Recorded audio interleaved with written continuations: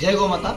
ఈరోజు నా పుట్టినరోజు సందర్భంగా నాకు జన్మదిన శుభాకాంక్షలు తెలిపి నన్ను ఆశీర్వదించిన ప్రతి ఒక్కరికి పేరు పేరున ధన్యవాదాలు తెలుపుతూ ఈ యొక్క నా పుట్టినరోజు సందర్భంగా ప్రతి సంవత్సరము ఏదైతే పొద్దున్నే భగవంతుని దర్శించుకొని తదనంతరం గోసేవలో పాల్గొని అక్కడి నుంచి అనాథాశ్రమంలో ఎవరైతే ప్రతి సంవత్సరం ఒక అనాథాశ్రమంకి వెళ్ళి వాళ్ళకు అవసరమైనటువంటి వస్తువులు కానీ లేకపోతే తినుబండారాలు కానీ వాళ్ళకు పండ్లు కానీ వాళ్ళకు కావాల్సినటువంటి బట్టలు అలాంటివి ఇస్తూ ఉంటాము. ఈ సంవత్సరం కూడా అదేవిధంగా ఈరోజు పొద్దున్నే స్వామివారి దర్శనం చేసుకొని గోసేవలో పాల్గొని అక్కడి నుంచి మాతృదేవోభవ అనాథాశ్రమంకి వెళ్ళి అక్కడ సుమారుగా 150 మంది అనాథలు ఎక్కడైతే రోడ్ల మీద ఉంటారో వాళ్ళందరినీ తీసుకొచ్చి అక్కడ అడుక్కునే వాళ్ళను, మతి స్థిమితం లేని వాళ్ళని అందరినీ అక్కడ పెట్టి ఆ అనాథాశ్రమంలో పోషించడం జరుగుతుంది.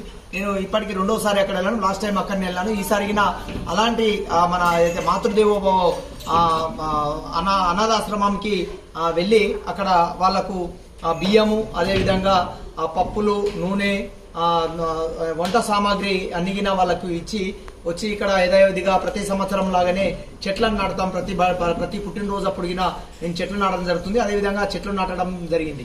అయితే అందరికీ ఒకటే చెప్తా ఉన్నాము, ఏదైతే ఫస్ట్ నుంచి ఎప్పుడుగినా ఇదే చెప్పుకుంటా ఉన్నాం. మన సంస్కృతి ఎప్పటి నుంచో ఇలాంటి మంచి కార్యక్రమాలు చేసే సంస్కృతి మనది. పుట్టినరోజు సమయంలో పేదవాళ్లకు దానం చేయడము, గోసేవ చేయడము, గుడిలో పూజ చేయడము, అదేవిధంగా ఏదైనా దాన ధర్మం చేయడము, పిల్లలతో కానీ ఎవరితో కానీ ఒక చెట్టు నాటించడం అనేటి గొప్ప సంస్కృతి మనకు ఉంది. ఆ సంస్కృతిని కాపాడదాం.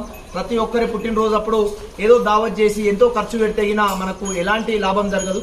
ఇలాంటి పుణ్య కార్యక్రమాలు చేస్తూ ఉంటే రేపటి తరాలకు ఈ మంచి సంస్కృతిని అందించిన వాళ్ళం అవుతాము.